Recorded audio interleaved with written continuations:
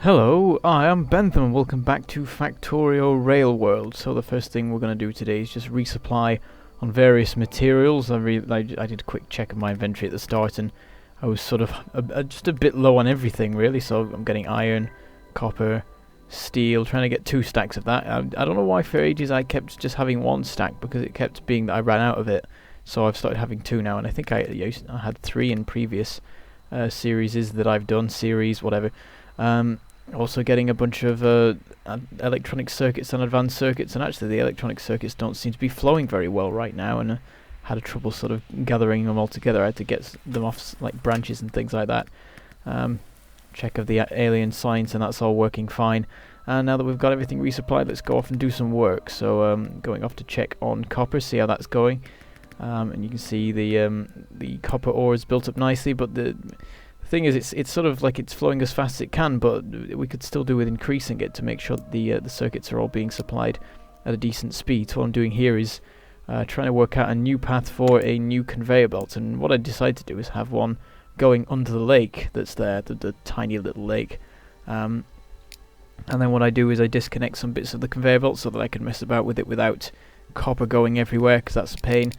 And after putting a bit of thought into it, I decided to change my mind on the setup. So it turns out I don't need to go under the lake after all. What I'm going to do is I'm going to have both sides of the copper production going into a splitter, and they'll just be combined onto one belt, and they'll be on either side of the belt, so it works out pretty well. Replace it with blue belts, because of course we want it to go, we want it to like be sort of collected up nicely and sort of compressed into the more efficient I don't know, compression, I suppose is the word. But anyway, we get that for the other side as well, so we disconnect the 2 sides and get them going into a belt there. So these 2 belts are going alongside each other, and now rather than one belt carrying the entire copper supply, I've got 2 belts each carrying an individual, the products from one of the 2 columns. So now I'm just working out how to get a splitter in to keep everything evened up, because even though they're being produced evenly at the moment, once they get to the actual circuit production, we of course end up with the situation where you get everything sort of, you get all the inserters taking them from one side of the belt, and it's all uneven all of a sudden.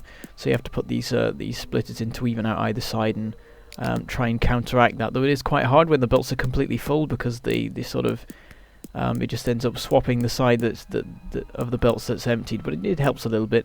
So anyway, we've got all blue belts going in there to keep it going as fast as possible. You can see that the system's running well, and the belts are both full, so obviously it doesn't seem to be a bad idea. So we get all of the copper going into the circuit production. You can see immediately it starts building up, and the entire left side of the belts fills up entirely, and then I guess the right side probably does as well. I wander off before I can check that. And I decided to grab a bunch of blue belts, and as well as having these, increasing the rate at which the copper is arriving, I decided to actually put blue belts all the way along all of this.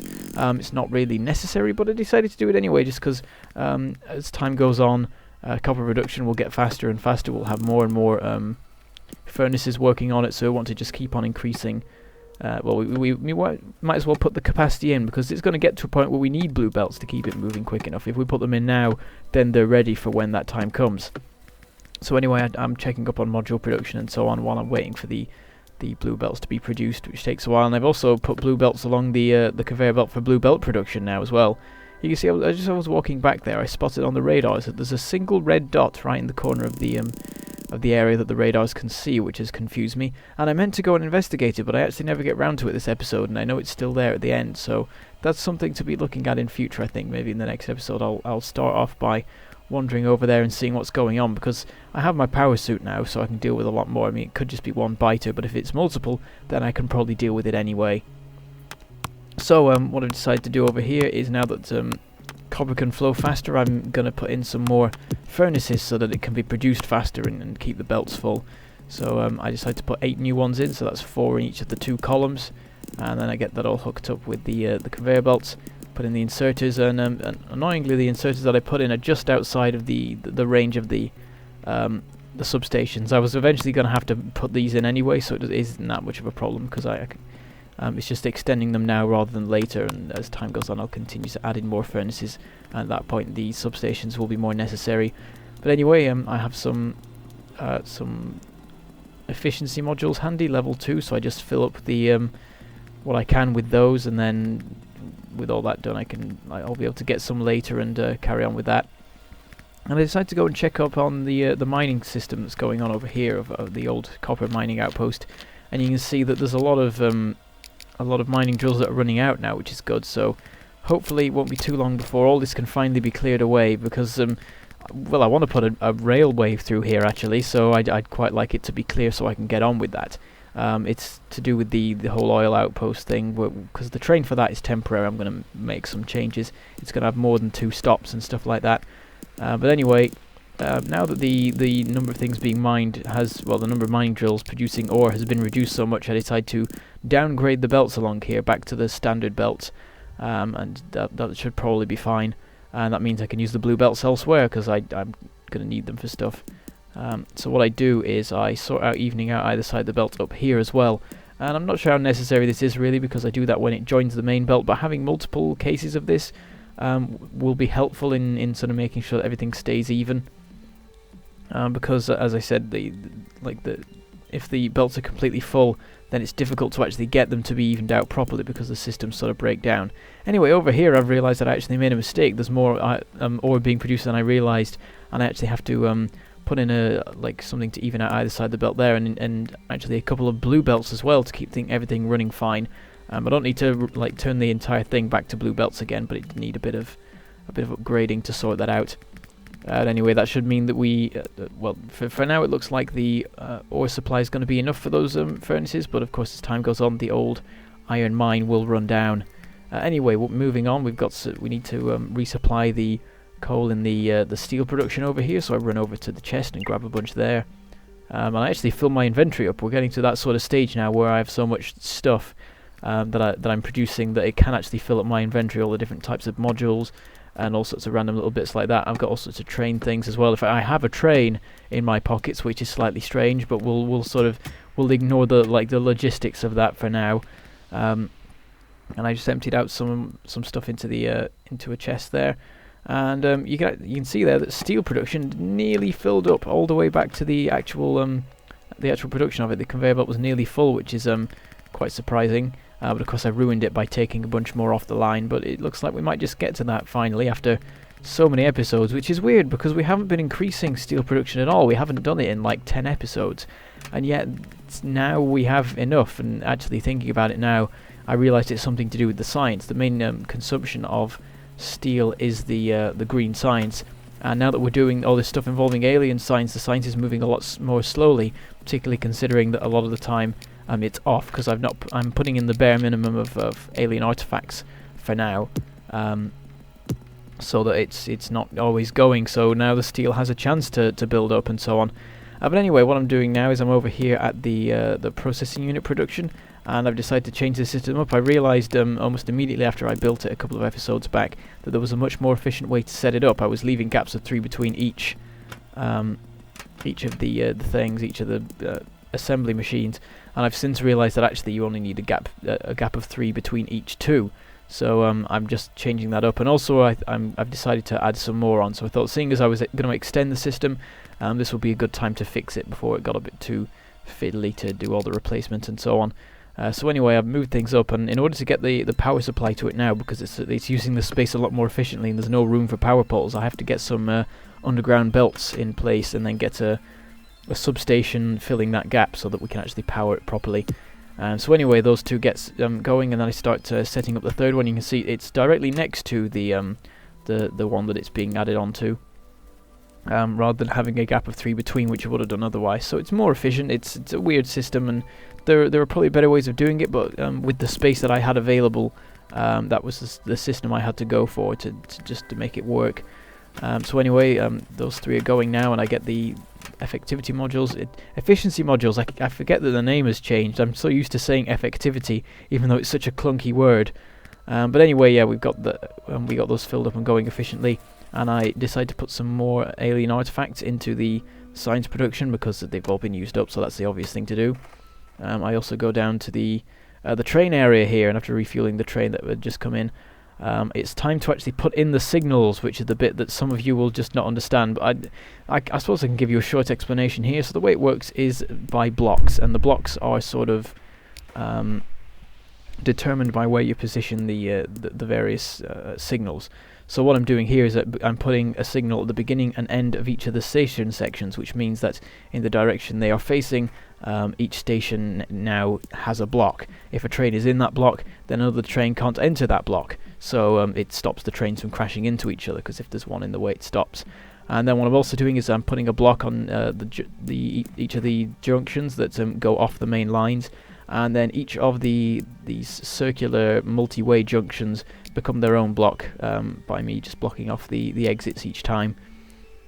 So when a train is on the circle, no other train can enter it, and if a train is on like one of the straight lines next to the circle, then a train that's on the circle can't enter it, and things like that. And so I'm just blocking off that one as well. I call it blocking off, but that's not really what it is. It's turning it into a block. So each loop is now a block, each straight piece of track is a block, and then each piece that comes off a straight piece, like one of the pieces of tracks where a train might park, has also become a block. And that's the basic system explained really fast and without any proper examples. And in fact, that's only one way of setting up a train system as well. That's using like a two-way loop system. There's various one-way things as well. That's what I'm hoping to cover in the second part of my rail tutorial, which I will eventually do.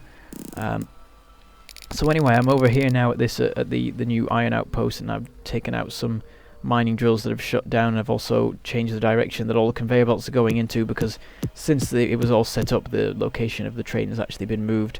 So it sort of makes the old system doesn't make sense anymore, so I've moved it all around. And then what I've done is I've put in some more mining drills just to sort of, as well as make up for the loss of the previous ones, it's also increasing it generally, because the general consumption of iron is expected to increase. So I'm putting in some substations there to get it all powered, and there it goes. And they've all got efficiency modules in them as well. And then I just wait for the train to come along, hop on board, and make my way back home. And as you watch, you might be able to see that the lights on the signals changing. When it's green, you can go. When it's orange, you can't go, because a train is about to occupy that block. And when it's red, there is a train that actually is occupying the block and you can't enter. And one good way to learn about signals is to just set up a bunch of them and then watch them change colour as time passes, and well, as trains pass, I suppose, and learn it that way. But anyways, now that we've increased the rate of copper flowing a lot, and we've also just upgraded the rate of iron ore production, I think it's time to make a big addition to our factory. And what I do is I put in a new set of electric circuit production system stuff, assemblers. So that means 5 copper wire assemblers and then 2 circuit assemblers to make the most efficient use of all of their time and my resources and so on.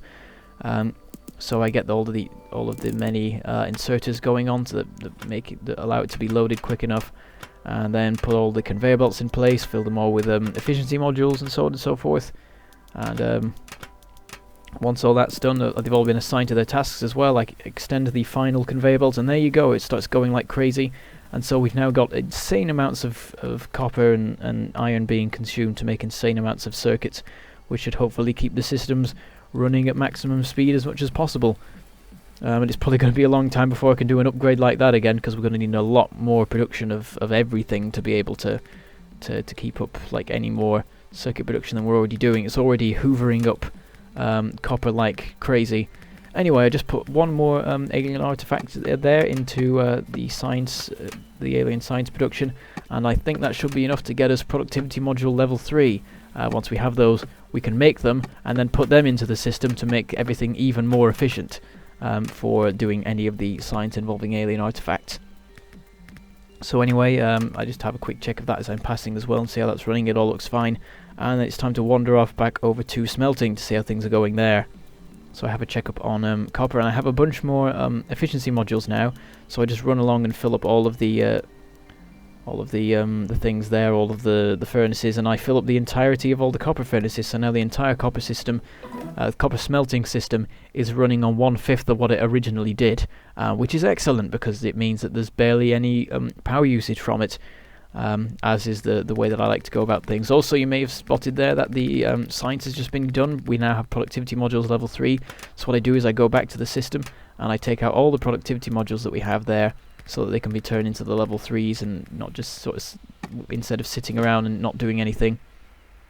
So I set up the assembler doing that. I try and put productivity modules in it to make the productivity module production even faster than before, but unfortunately the rules don't allow it, so I just put some efficiency modules in like I do with everything. Only thing is the processing units aren't getting all the way over to any of the productivity module stuff. Anything that's managing to get past efficiency modules is being taken up by speed modules. So what I do is I stick half of the processing unit supply into the level 3s, and then I grab the other half and stick that into level 2s, and that should hopefully get them being produced quick enough. Well, not necessarily quick enough, just get them being produced, I suppose, is the thing. So anyway, in order to help with that, I also add in a 4th processing unit assembler. This is a lot more than I've ever done before. The most I've ever done is to have 2 processing unit assemblers, but in this one I'm trying to go a lot faster with this, and just everything's on a bigger scale than I usually do, I think, with this, even though it's still like a significantly smaller scale than many people play at, but you know, you have to advance in that way. But anyway, I've done that, and so now we have 4 assemblers working on processing units, which should help to keep all of the different kinds of modules being produced as quickly as possible. In order to fuel this, we need a crazy amount of circuits. So what I decide to do is actually upgrade the entire circuit belt up to blue belts, so that it can actually flow fast enough to supply all of the processing unit production. So I'm just taking the conveyor belts along and placing the blue ones in front of me as I go, and I get this going all the way down the belts to the to where it goes to the processing units, which means that it can get there faster. But still, it may be that like the processing units hoover up the electronic circuits even faster than they can be produced. And looking here, you can see they're flowing down massively. I don't actually notice this because I'm looking at other things, but yeah, the supply is just running away. Well, the reason is actually that I ran along and I just took all of the iron off the belts, which just shut down that system for a while. But anyway, what I've decided to do is, seeing as I've upgraded the electronic circuits, it's probably going to be a good idea to upgrade the advanced circuits as well, because of course we also need those for processing units and for modules. So what I'm doing is putting in another 4 assemblers here, and just getting all of the stuff connected up, getting the power poles on. This is a weird system in a way that I use the mid-level power poles to actually supply these. The ones that are sort of like slightly upgraded from the base ones, but still sort of rubbish in comparison to substations, though the problem with substations of course is that they need a 2x2 space. But anyway, that gets all connected up and that looks like it's going fine, apart from the fact that we don't have enough circuits going into it, and you can see the flow of circuits has gone rubbish relative to what it was before. So we need to do something about that really, and it looks like the problem with it is iron. So I guess what happened was, once the circuit production got bumped up so massively, all of the iron just ran down and ran out.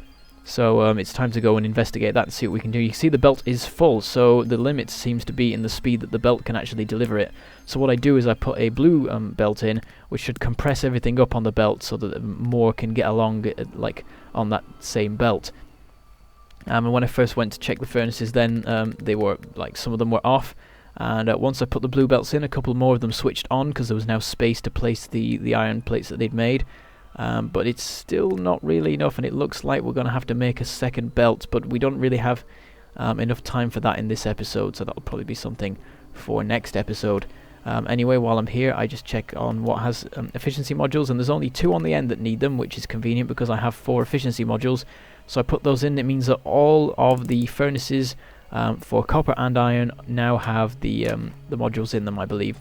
Actually, I'm not sure about the iron the furnaces for iron back at the old outpost, the old mining area. It's not really an outpost. I don't know whether they're fueled or not, but all the ones in the new smelting area are fully supplied with efficiency modules and running at peak efficiency, I suppose. Now suddenly it seems that the copper supply has gone terrible, so I go and quickly check up on that. And after having a look, I find that it's because the ore has suddenly run down, So I just stick down a substation there to get another 5 of the mining drills going, and that should fix that problem. There was just a bunch of furnaces on the end that had run out. But that's all for today, so I shall say goodbye. Thank you for watching, and I shall see you next time.